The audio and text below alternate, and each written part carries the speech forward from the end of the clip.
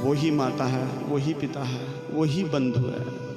आरती गाते हो ना, आरती में एक पंक्ति बड़ी सुंदर गाते हो, मात पिता तुम मेरे, शरण गहूँ में किसकी।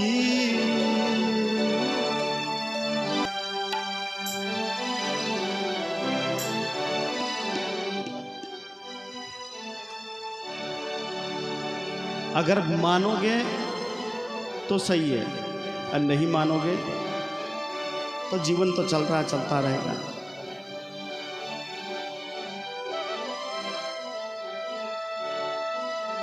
आस करूं मैं किसकी, ओम जय है जगदीश हरे।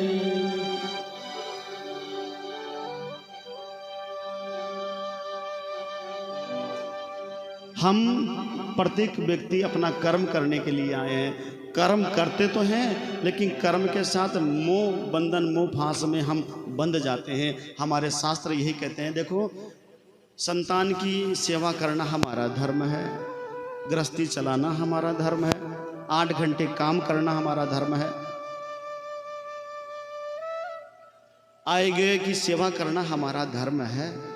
धर्म क्या नहीं है, वो मारो है और एक बिना मैं रे कौन सकूं। वो थारो है तो थे सागे क्यों कौन ले जाओ, इन्हें ले जाओ।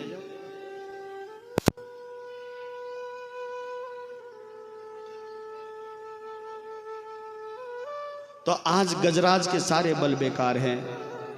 बच्चे चले गए, पत्नियां चली गई। कहते हैं ना, सुंदरी मैना निर्बल के बल राम राम। जब सारे बल बेकार हो जाते हैं, अपना पराया जब अपना हाथ छोड़ देता, अपना साथ छोड़ देता है, तब न चाहते हुए भी इन आंखों से झरझर करके आंसू बहना चालू हो जाते हैं। और फिर याद कौन आता है, ये सामने वाला है ठाकुर।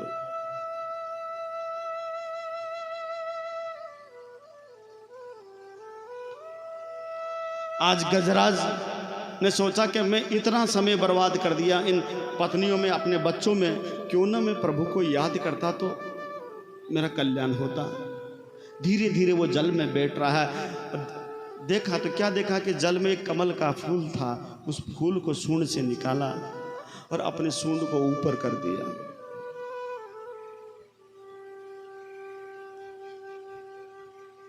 और कहा, प्रभु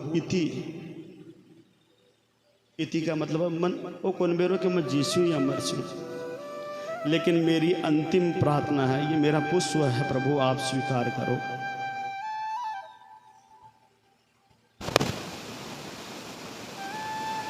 हे नाथ, मैं आपके शरण में हूं।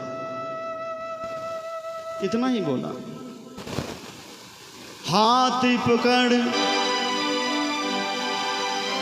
कमला कहे, कहाँ जाति रघुराज,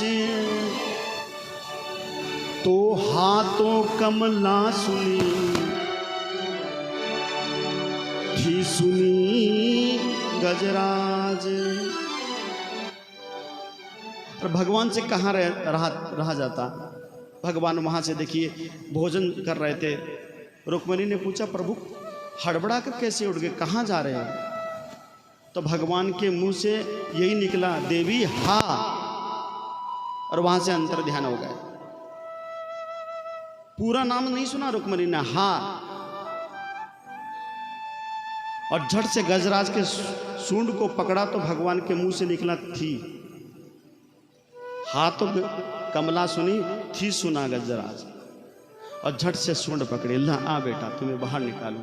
और धीरे धीरे गजराज को देखिए बाहर निकालना चालू कर दिए। होगा कोई ऐसा दयालु, ऐसा दयालु होगा? अरे हम तो मनुष्य हैं, गजराज तो जीव था। सूंड को पकड़कर बाहर खींचा है। और जैसे ही बाहर खींचा, गजराज आज भगवान के सामने झरझर करके आंसू बह रहे हैं गजराज के। और देखा तो गरहा भी पैर को पकड़े हैं गजराज के पैर को पकड़ रखा है। तो भगवान ने सबसे पहले अपने सुदर्शन से उस ग्रह का उद्धार किया है और फिर गजराज को आशीर्वाद दिया है। कथा के भाव को समझिए, वो सबकी सुनता है।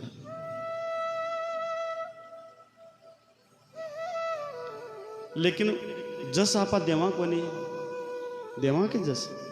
एक छोटा सा दृष्टांत याद आ गया, बात बता दूं। एक बाप था, दो बेटी थी उनकी। एक बाप था, दो बेटी थी उनकी। पत्नी खत्म हो गई थी, बेटियों की शादी कर दी। बाप बूढ़ा था, साल भर हो गए शादी करे, बेटियां घर नहीं आई। तो बाप को चिंता हुई कि आपा चाल बे तो चलो कोनी आई, लेकिन आपा चाल पूछा तो सही कि हमारे बेटी का दुख है सुख है। तो सबसे पहले वो पिता बड़ी वाली बेटी के पास आया कि बेटा घर नहीं आई। तो बोले बापूजी करा काई, घरा कोई है तो आत को नहीं, और काम भी बहुत है। ये वास्ते बापूजी घरों बाहर निकले जाए बोली।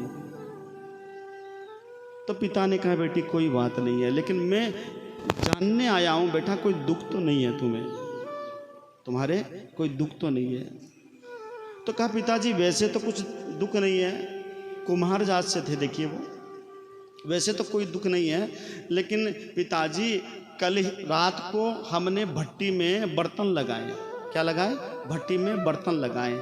और सामने देखिए बरसात मंड रही है, और बरसात आ जाएगी तो मेरे बर्तन नहीं पकेंगे, और मेरे बर्तन नहीं पकेंगे तो मेरे बच्चे तो भूखे रहेंगे। तो पिता ने कहा बेटी इसमें तो मैं क्या कर सकता हूं, हरी इच्छा है, प्रभु की इच्छा। तुम्हें 5 रुपए की जरूरत है तो बोल। क्यों ना पिताजी रुपये नहीं चाहिए। रात भर बैठकर सत्संग हुआ, मैं छोटी वाले से भी मिला हूं। तो कुछ दूर पर छोटी वाली का ससुराल था, पिता चले गए। छोटी वाले से भी निवेदन किया कि बेटा तुम्हें कोई दुख नहीं है ना?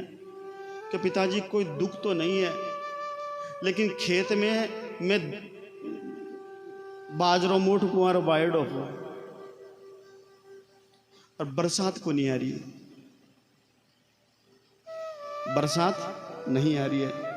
अब बरसात नहीं आएगी तो मेरी फसल जल जाएगी, और जल जाएगी तो मेरे धान होंगे नहीं, तो मेरे बच्चे भूखे रह जाएंगे। विचार आप करो, बरसात होनी चाहिए या नहीं होनी चाहिए?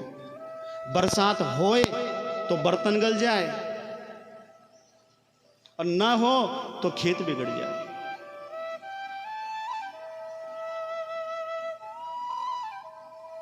किसको देंगे?